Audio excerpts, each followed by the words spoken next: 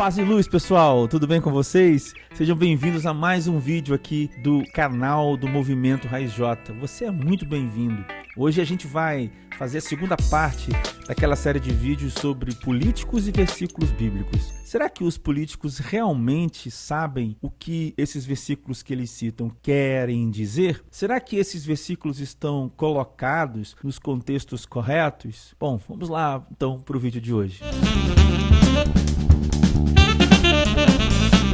Em primeiro lugar, eu gostaria de dizer que é dever de todo cristão realizar essa defesa das Escrituras. A gente chama isso de apologética. Na verdade, todo cristão, todo aquele que se diz seguidor de Jesus Cristo, deveria ter em seu coração, como o salmista diz, um desejo profundo de conhecer as palavras de Deus e meditar sobre ela. Deveria ser algo buscado imensamente por todo seguidor de Jesus Cristo todos os dias. Por isso que, para defender a palavra de Deus, realizar essa apologética, a gente precisa conhecer. Por isso o vídeo de hoje tem o intuito não só de elucidar, trazer à tona o sentido de uma porção das Escrituras, mas também de nos lembrar que nós devemos todos que se dizem que ser seguidores de Jesus, todos nós devemos ser capazes de defender as Escrituras quando elas são mal empregadas. Pois bem, há uns anos atrás, um candidato à presidência do nosso país citou um versículo em um dos seus debates, e aqui não é uma defesa de uma corrente em detrimento de outra, de maneira alguma. Eu estou apenas citando versículos que foram citados por candidatos, seja de esquerda, seja de direita, de centro-esquerda, de centro-direita. Aqui o intuito, como eu já disse, é realizar a defesa das Escrituras e elucidar aqueles que se dizem cristãos o verdadeiro sentido do texto. Então, naquela ocasião, aquele candidato citou o texto de Lucas 22, versículo 36, para defender o armamento. Então, o versículo de Lucas 22, 36 diz assim, um versículo só, Lucas 22, 36. Então, Jesus lhes disse, agora, porém, quem tem bolsa, pegue-a, e faça o mesmo com a sacola, e o que não tem espada, venda a sua capa e compre uma. Esse foi o texto utilizado. E naquele momento, a ideia era de que o Evangelho, então, nos fornece uma base muito sólida para que nós nos armemos todos, né? E que façamos uso das armas e usemos de violência para mais do que se for necessário, como se fosse algo que Jesus está ordenando. Essa é a grande questão aqui. O candidato aquele político colocou esse versículo como que se a Bíblia ordenasse o armamento, né, das pessoas aqui, dos seguidores de Jesus, como se fosse algo muito comum. Bom, não é isso que o texto está falando, não são essas as palavras de Jesus, apesar de que não há na Bíblia realmente condenação da defesa, né? Se a Bíblia condenasse a defesa, por exemplo, a autodefesa, a gente não poderia morar num país, por exemplo, que tem um exército, né? Um exército que, quando é provocado, tem que responder, né? São questões que, obviamente, né, estão dentro do escopo da nossa realidade, né? Das questões geopolíticas e etc, que nos cercam e nos atravessam. Não é essa a questão. A questão é que o candidato usa o texto como se fosse mais do que uma questão de autodefesa, mas como se fosse um convite de Jesus ao armamento. Essa é a grande falha no entendimento do texto. Bom, se você olhar um pouquinho para trás, no capítulo 9, no versículo 3, e no capítulo 10 de Lucas, no versículo 4, você verá as seguintes falas de Jesus. Eu vou ler aqui o capítulo 9, versículo 3. Olha lá, Lucas 9, 3. E disse-lhes, não levem nada para o caminho, nem bordão, nem sacola, nem pão, nem dinheiro. Vocês também não devem ter 2 túnicas. Isso aí Jesus está falando para os 12. Ele está dando uma instrução direta para os 12, aqueles 12 apóstolos de Jesus, tá? É importante dizer também que discípulo não é a mesma coisa que apóstolo, né? Discípulos são seguidores e apóstolos foram os 12 que Jesus chamou. E lá em Lucas 10, agora no versículo 4, Jesus parece que diz a mesma coisa, ó: não levem bolsa, nem sacola, nem sandálias, e não saúdem ninguém pelo caminho. Lucas 10, 4. Aqui Jesus está falando para os 70, em algumas versões 71, outras versões 72, mas ele deu uma certa missão aqui para 70 discípulos, ou 71, ou 72, para uma missão urgente naquele momento ali que deveria ser feita. Aí, lá em Lucas 22, 36, então Jesus diz o texto, né? Agora, porém, quem tem bolsa, pega, e faça o mesmo com a sacola. E o que não tem espada, venda a sua capa e compre uma. Bom, vamos comparar um pouco essas duas situações e entender por que Jesus está citando as mesmas palavras, né, as mesmas expressões que inclusive ele está aqui usando. Bom, lá em Lucas 9 e lá em Lucas 10, para aqueles dois grupos, primeiro grupo os apóstolos, os 12, depois os 70, né, que são os discípulos, Jesus está dando instruções a eles. Primeiro, ali, uma ideia de urgência, um senso de urgência. Não pegar as coisas, deixar coisas, era porque era preciso fazer naquele momento. Então, há um senso de urgência ali em Lucas 9 e em Lucas 10. Em segundo lugar, há também um senso de depender do que Jesus faria, ou depender de Jesus, ou confiar em Jesus. Então aqueles homens deveriam depender de Jesus, né? Depender da provisão divina, e essa provisão seria inclusive verificada quando essas pessoas entrassem e ficassem na casa daqueles que os receberiam. Jesus está então falando para eles: olha, dependam de mim, porque estou falando para vocês irem, e quando vocês forem recebidos, porque haverá pessoas que receberão vocês pelo caminho, eles darão lugar para vocês se deitarem, eles darão mantimento, comida para vocês, eles cuidarão de vocês. Vocês não precisam carregar tendas e coisas e tudo mais. A missão é urgente e vocês serão cuidados pelo caminho. Pois bem, esses eram os cenários lá de Lucas 9 e Lucas 10 para aqueles dois grupos. Agora, aqui em Lucas 22, nós já estamos aqui no momento em que Jesus vai ser assim capturado pelos soldados romanos, né? Inclusive antes aqui, um pouquinho assim, ó, versículos a partir do 31, você já vê Jesus conversando com Pedro e Jesus avisando: Pedro, olha, Satanás pediu a sua alma, tá?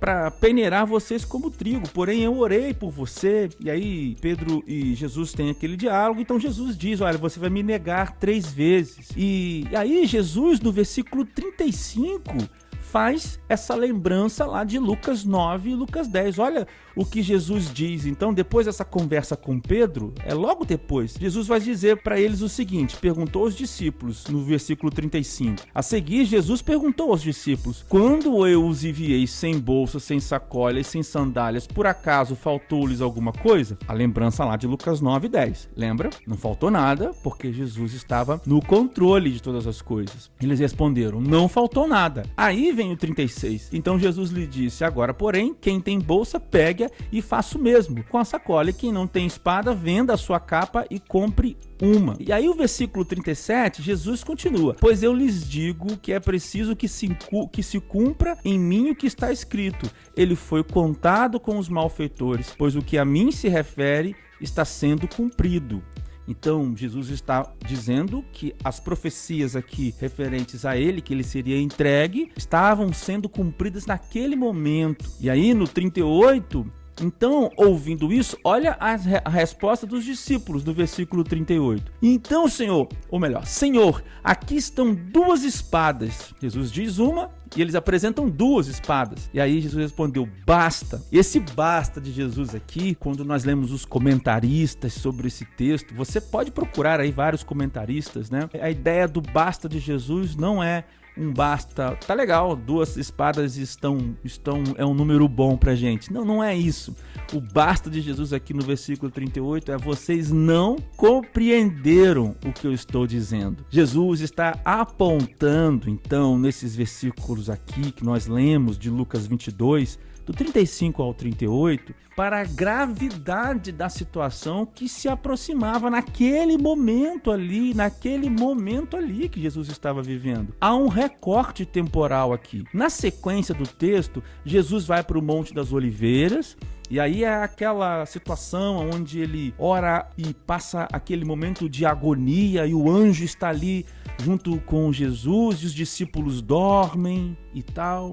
E aí depois Jesus é preso. E aí, quando você vai então para o versículo 50 do mesmo capítulo 22, acontece um fato que vai corroborar muito esse basta de Jesus lá no versículo 38. Olha o que diz o versículo 50. O que está acontecendo aqui é que Judas acabou de trair Jesus com um beijo, os guardas agarraram Jesus e aí um deles então golpeou, versículo 50, um deles golpeou o servo do sumo sacerdote que estavam com os soldados e cortou-lhe a orelha direita. 51. Mas Jesus interveio dizendo: deixem, basta. De novo basta. E tocando na orelha do homem, o curou. Você vê que Jesus aqui dá um outro basta para esses mesmos homens que tinham dito a ele: aqui estão as duas espadas. Então lá, se você voltar no texto comigo, lá no versículo 36, Jesus não está dizendo para eles: olha, vocês agora deverão pegar a espada e usem-na com violência. Não, Jesus apenas está apontando: agora é um momento muito difícil que virá sobre a vida de vocês, porque é preciso que seja assim. Na verdade, esse momento de dificuldade também está sob o controle do meu Pai, de Deus, porque Jesus está dizendo que as coisas estão se cumprindo como elas deveriam ser cumpridas. Jesus está dizendo: então agora é hora de vocês terem um lugar, os seus próprios lugares para dormir. É preciso que vocês cuidem de vocês, porque haverá uma perseguição muito forte sobre a vida de vocês. É como se a gente pensasse naquela história. Lembra daquela historinha que a gente conta assim? Alguém diz que confiava muito em Deus e veio uma enchente. E aí a enchente chegou no teto da casa dessa pessoa. E ele ficou lá orando. Aí passou um barco, alguém de barco, e essa pessoa disse: olha, não vou pegar o barco não, porque eu tô orando a Deus aqui e Deus vai me ajudar. Aí passou um bombeiro, de helicóptero e disse: vem, sobe, a gente vai te tirar daqui. Ele disse: não, Deus vai me tirar daqui, vai passar essa enchente. Então vem a enchente, sobe mais, pega aquela pessoa e ela falece, ela perde a vida. Então quando chega lá no céu, ela pergunta, assim: olha Deus, por que o Senhor não me ajudou quando eu orei para que o Senhor me livrasse lá naquela enchente? Então Deus fala: olha, eu te mandei um barco para te ajudar, eu mandei um helicóptero e você não quis, não percebeu a maneira com a qual eu cuidei de você. Essa história a gente ouve muito, por aí. E a gente pode usar essa história para compreender aqui. Veja que Jesus está dizendo: haverá dificuldade. Então quer dizer, haverá um momento muito difícil para que vocês vivam agora. Mas eu estarei cuidando de vocês. É preciso que vocês então agora tenham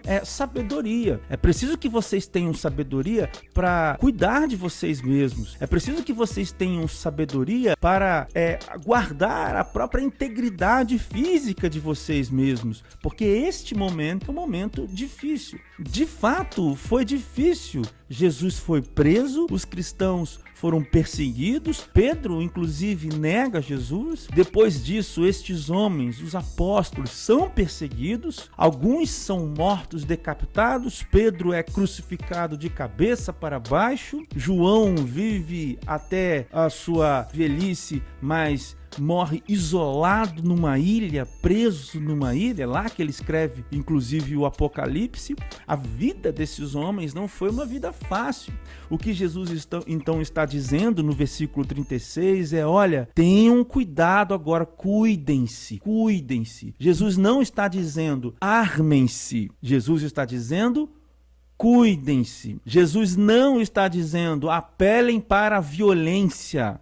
Não. Jesus está dizendo: cuidem-se, cuidem-se, sejam sensatos. E, sobretudo, Jesus está dizendo, está se cumprindo o que deveria se cumprir. Mas a parte mais importante de todas as coisas que deveriam se cumprir é que Jesus foi profetizado como aquele que seria, assim, contado com os malfeitores. Mas foi profetizado também que Jesus ressuscitaria e que debaixo dos pés de Jesus estariam todas as coisas. Você pode ler em Efésios do capítulo 1, isso que eu estou te dizendo agora. Portanto, Jesus não está perdendo o controle e entregando o controle às armas ou à violência, cada um por si. Jesus está dizendo: o período será difícil, cuidem-se, mas eu ainda estou no controle. Portanto, esse texto não é sobre Jesus validando o armamento, não é sobre Jesus validando a violência. Esse texto é sobre sermos cuidadosos nos tempos difíceis,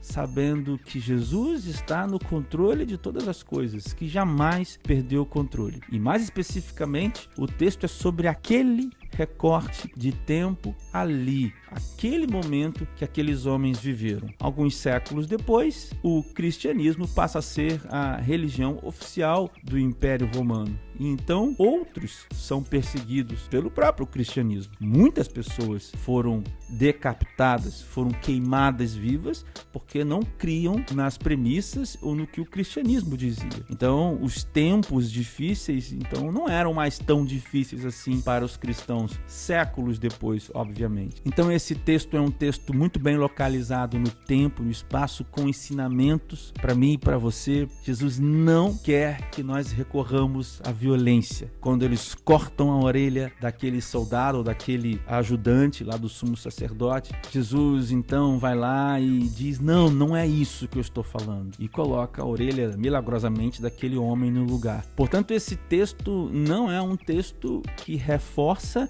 e que valida armamento algum. Claro que você pode ter e você deve ter o direito, seguindo as leis, obviamente, seguindo a legislação do nosso país. Se você for apto a isso, você pode ter uma arma na sua casa. E se você for um policial, alguém do exército, é claro que você terá que usar armas para, no caso específico, de ter que usá-las, obviamente. Mas o texto não é um chancelamento à violência, à recorrência da violência. Exatamente o oposto. Não se resolvem as coisas na violência. A violência e o uso dela é um recurso que nós temos perante a lei que deve servir para conter a própria violência. É para isso que a polícia pode usar de violência, porque ela usa de violência para conter a violência. Por isso que o exército usa de violência, para conter a violência. Eu espero que esse vídeo tenha abençoado a sua vida. Eu espero que esse texto tenha te chamado a atenção. Eu espero